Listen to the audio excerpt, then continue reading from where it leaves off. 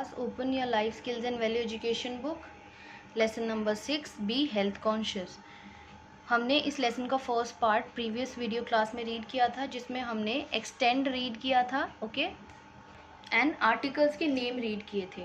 Now we will discuss these points step by step. ठीक है, एक स्टेप बाय स्टेप सारे ये जो पॉइंट्स आपको 4 पॉइंट्स दिए हुए हैं गुड हेल्थ के लिए, इसको हम पढ़ेंगे. ठीक है, ये लेसन आपका थोड़ा लेंदी है तो इसको हम फ्यू पार्ट्स में डिवाइड करके रीड कर रहे हैं.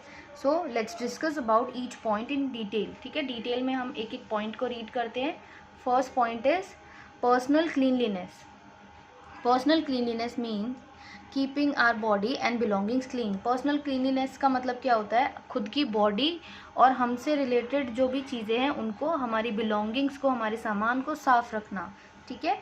We chew food with our teeth. Sometimes food particles stick to the edges of the teeth. हम खाना चबाकर खाते हैं अपने दांतों से, और कभी कभी कुछ फूड पार्टिकल्स क्या होते हैं, हमारे दांतों में फंस जाते हैं. ठीक है, या चिपक जाते हैं. These food particles help germs to grow. जो ये फूड पार्टिकल्स हमारे दांतों के बीच में फंस जाते हैं, ये जर्म्स को ग्रो करने में हेल्प करते हैं. Therefore we should brush our teeth twice daily. So हमें क्या करना चाहिए? दिन में 2 बार ब्रश करना चाहिए. Once in the morning and the second time before going to bed. एक तो सुबह मॉर्निंग में और दूसरा सोने से पहले.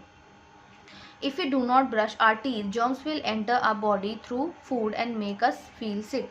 और अगर हम ब्रश नहीं करेंगे तो क्या होगा? वो जो हमारी टीथ के अंदर फूड पार्टिकल्स फंसे थे और उनके ऊपर जर्म्स ग्रो हुए थे, वो जर्म्स हमारी बॉडी में चले जाते हैं फूड के थ्रू और फिर हमें बीमार कर सकते हैं. When we brush and rinse our mouth, germs are washed away. जब हम ब्रश करते हैं और जब रिंस आउट करते हैं, मतलब कुल्ला कर करके बाहर निकाल देते हैं पानी को मुंह से, तो उससे क्या होता है? जर्म्स भी बाहर वॉश अवे हो जाते हैं. Long nails are the homes of germs. लंबे नेल्स जो होते हैं क्या होते हैं? वो जर्म्स का घर होते हैं. When we play dirt gathers in the longer nails. जब हम खेलते हैं ना तो हमारे नेल्स के अंदर डर्ट भर जाती है. ठीक है, germs grow in the dirt. और इसी डर्ट में क्या जर्म्स ग्रो हो जाते हैं.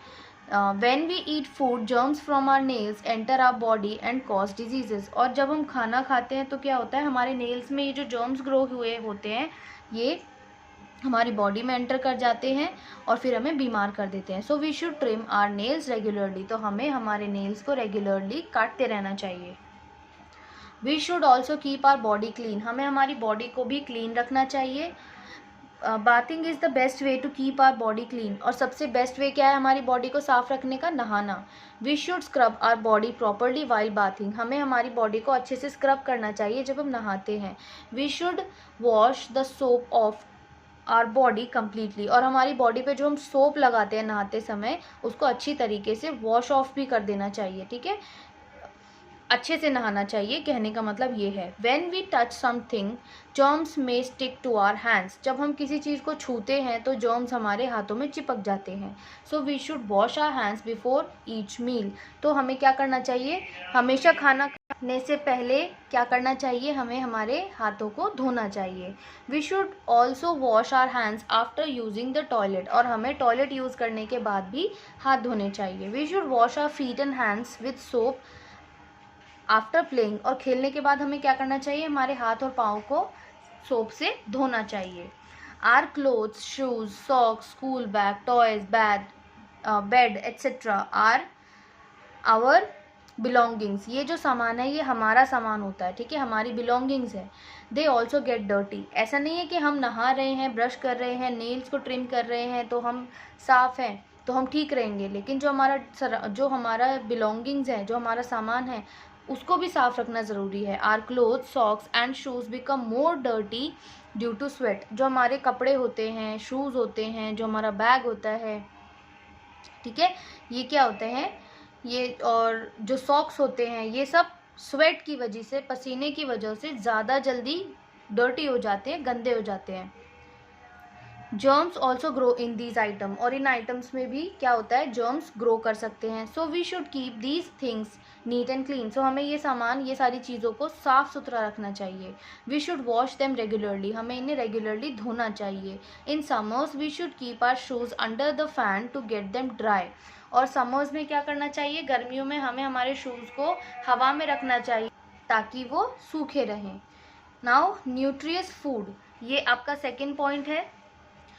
You know that the food we eat plays an important role to maintain good health. आप जानते हो कि गुड हेल्थ को मेंटेन करने में फूड सबसे इम्पॉर्टेंट रोल प्ले करता है. Therefore we should follow given healthy eating habit. So हमें ये जो हेल्दी ईटिंग हैबिट्स दी हुई है नीचे, इनको फॉलो करना चाहिए. जैसे we should take a balance diet, हमें बैलेंस डाइट लेनी चाहिए. बैलेंस डाइट क्या होती है? जिसमें सारे न्यूट्रिएंट्स हमारी बॉडी की रिक्वायरमेंट के अकॉर्डिंग अवेलेबल हों. ठीक है. अ balance diet contains all the nutrients in a right proportion. Balance diet क्या होती है? जिसमें सारे न्यूट्रिएंट्स बिल्कुल राइट प्रोपोर्शन में हो. If we take a balance diet our body will get all kinds of nutrients. अगर हम बैलेंस डाइट लेते हैं तो उससे हमारी बॉडी को हर तरह का जो न्यूट्रिएंट हमें रिक्वायरमेंट है वो मिलता है. We should also eat some salad in our lunch and dinner. हमें सैलड भी खाना चाहिए लंच और डिनर में. They are not only nutritious but also give a good exercise to our teeth and gums. एक तो ये हेल्दी तो होते ही हैं, सैलेड जो होता है वो बहुत हेल्दी होता है खाना, न्यूट्रियस भी होता है, लेकिन इससे भी ज़्यादा क्या होता है, ये हमारी टीथ और गम्स की एक्सरसाइज भी अच्छी करता है. ठीक है. We should avoid oily and spicy food. हमें ऑयली और स्पाइसी फूड को अवॉइड करना चाहिए. They do not get digested easily, क्योंकि जो स्पाइसी और ऑयली खाना होता है वो जल्दी डाइजेस्ट नहीं हो पाता है. Besides they cause harm to our liver, और बल्कि इससे क्या होता है, हमारी लिवर को हार्म होता है. ठीक है, नुकसान होता है. इसलिए हमें ऑयली स्पाइसी खाना अवॉइड करना चाहिए. Excessive eating of sweets and chocolates is harmful for are teeth and gums. ज़रूरत से ज़्यादा, एक्सेसिव मतलब बहुत ज़्यादा मीठा या चॉकलेट्स को खाना हमारी टीथ और गम्स के लिए हार्मफुल होता है. We should know one thing, हमें एक चीज़ पता होनी चाहिए. If permanent teeth are once gone they are gone forever. हमें पता होना चाहिए कि अगर एक बार परमानेंट टीथ चले गए तो फिर वो हमेशा के लिए चले जाते. परमानेंट टीथ दोबारा नहीं आते.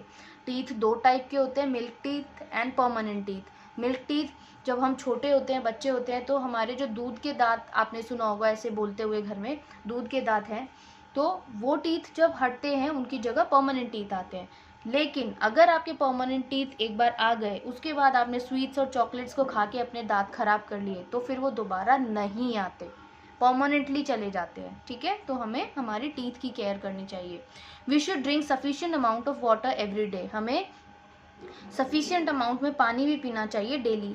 Water helps in digestion of food and eliminate poisonous substances from our body.